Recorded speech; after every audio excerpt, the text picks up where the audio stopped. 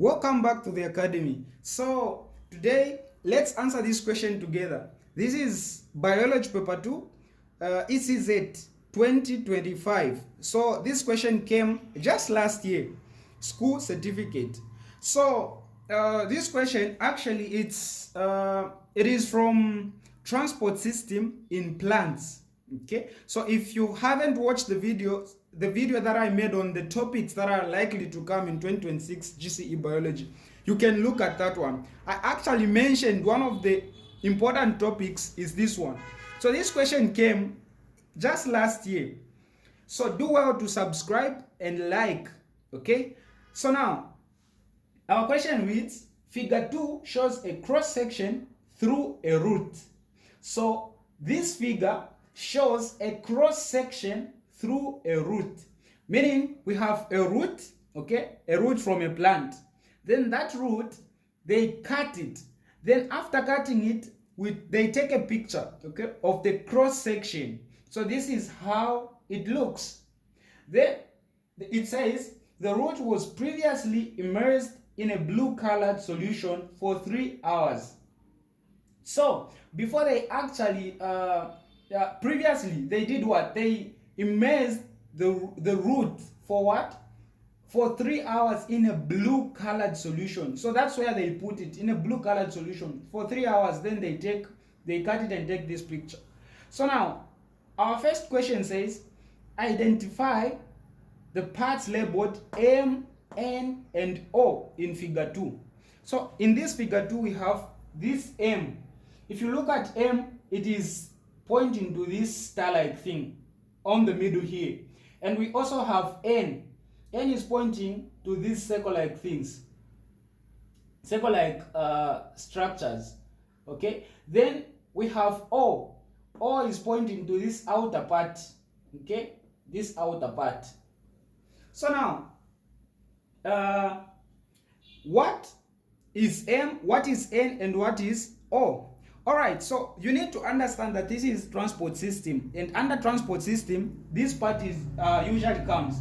So if you look at M, it is a star-like thing, okay? Star-like structure. This star-like structure always, I'm saying always, you should know, this star-like structure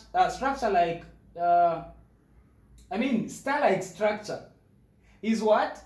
Is xylem, okay? This is xylem. Always, the star-like structure is xylem. So our M is going to be what?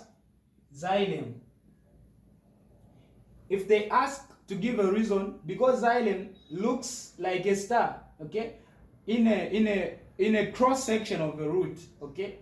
So this is xylem. Then what about N? So these things that are in between the star, these circles that are in between the star, that's phloem. So O is what? I mean N.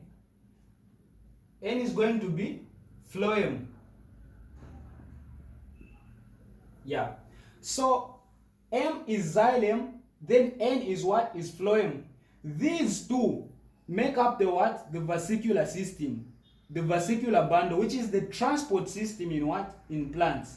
You should know that. They'll ask you, the vesicular system is made up of what? It is made up of M, the xylem, and N what? The phloem. These two are the ones which are responsible for all the transportations in what? In plants. Alright, what about O? So O is actually the what? The endodermis. O is endodermis.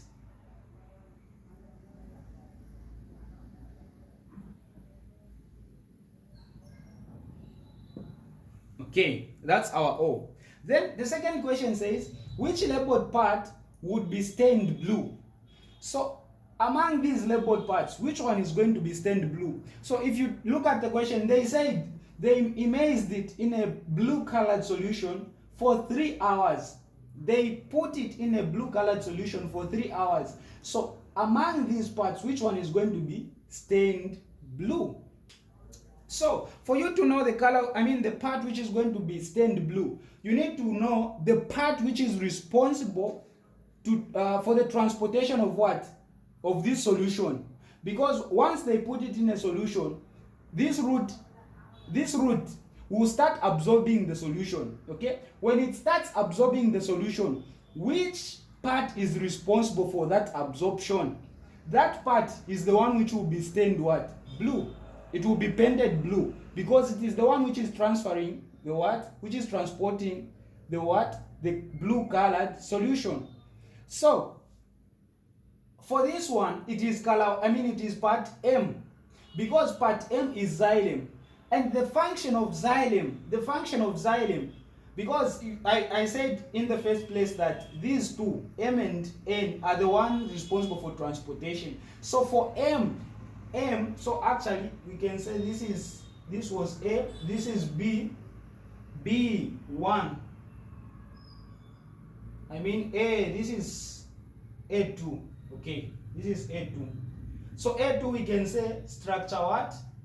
We can say structure M. Why?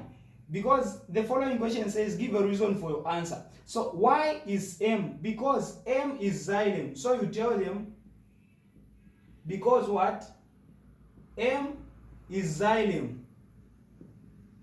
Xylem, which is responsible for the transmission of water and mineral salts. Okay, so xylem transports water and mineral salts. You should not forget that one. It transports water and mineral salts. So since this blue solution is mixed up with water, okay, it is mixed up with water, so it will, both this blue solution and the water will move through the what? The xylem. Okay, since it is the one which is responsible. So as they are moving, this xylem will be stained what? It will be stained blue. So it is M because xylem is responsible for the transmission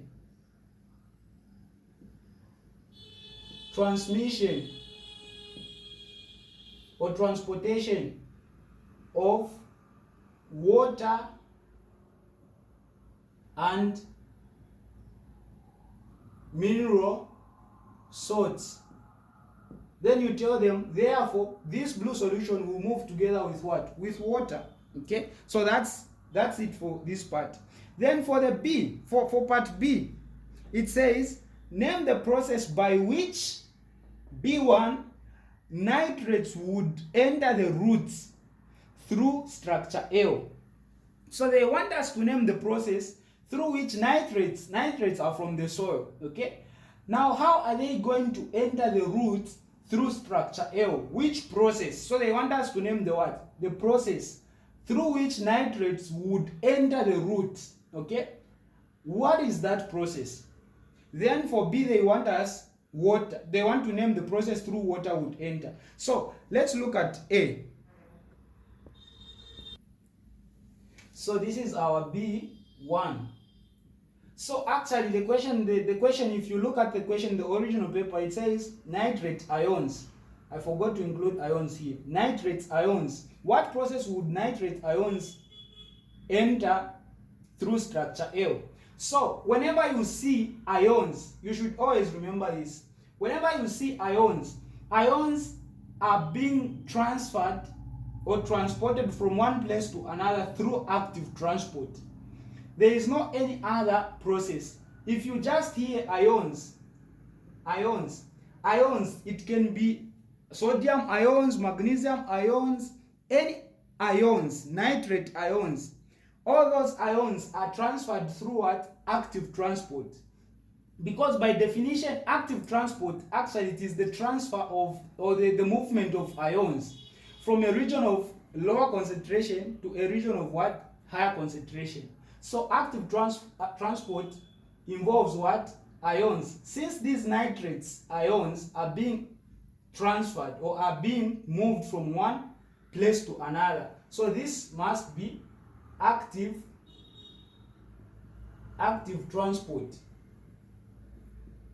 So this is active what? Active transport. So active transport involves ions. Then the other one says name the process by which water enters the root through structure L. So at first they asked us the process through which nitrate ions would enter. But now they ask us the process by which water would enter the what? The root through structure L. So the roots, of course, we know that this structure L is the what? The root air cell. Okay. So now, which process allows water to enter into the roots through the root air cells? So for water, if you just hear water, the movement of water from one solution or from one region to the other, that is what? That is osmosis. Don't forget. So for water, it is what? Osmosis. By definition, osmosis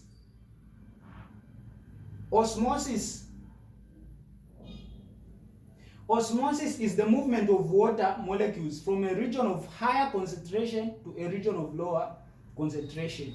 Okay, so that is osmosis, because we are talking about the movement of water. Then the last question says, state 2 ways in which the structure of the part labeled L is adapted to its function. So they want us to state 2 ways in which the structure of the part L is adapted to its what? Function. So this is our L, and as I say, this is the root. So L has to be the root hair cell. Okay, so they want us to give the adaptations of the root hair cells. So what are the adaptations? What are the parts, or what enables the root hair cells to do what? To perform their functions. That's what the question is saying. When you hear adapted to its function, what enables it to work as it works?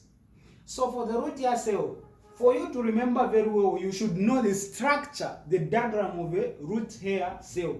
If you are able to draw that diagram, or if you know the diagram, it's easy to know the adaptation. And actually they ask to draw.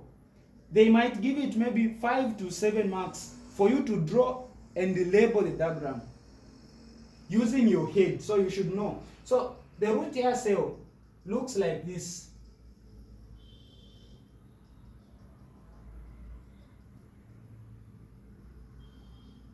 Okay, looks like this.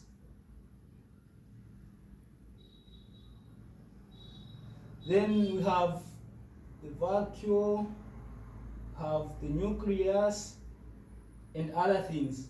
Okay, so this is how it looks. The outer part we know is the cell wall. The inner part is the cell membrane. Then this is the vacuole, and this is the nucleus. So how does this perform its function? Number one, they want us to give 2 reasons or 2 ways. It has this elongated outgrowth or elongated projection. So the presence of what? Elongated outgrowth,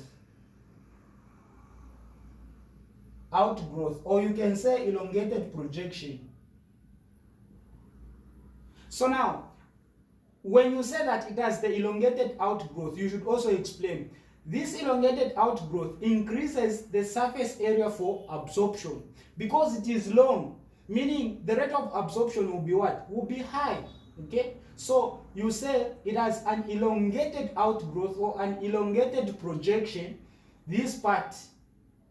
Okay? This part, which increases the surface area for what? For absorption. That's the first one.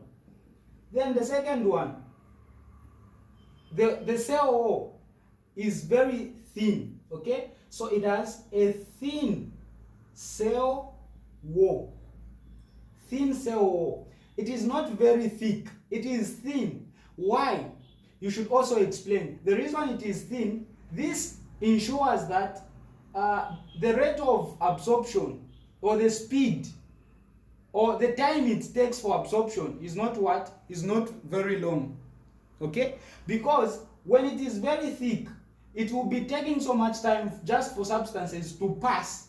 But since it is very thin, it is small, it enables that absorption happens very quickly, and because of that, it it enables the root hair cell to do what?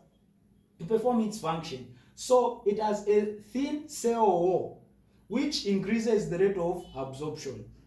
So they only want 2, okay? They only want 2, and those are enough. I hope you understand. Don't forget to do what? To subscribe.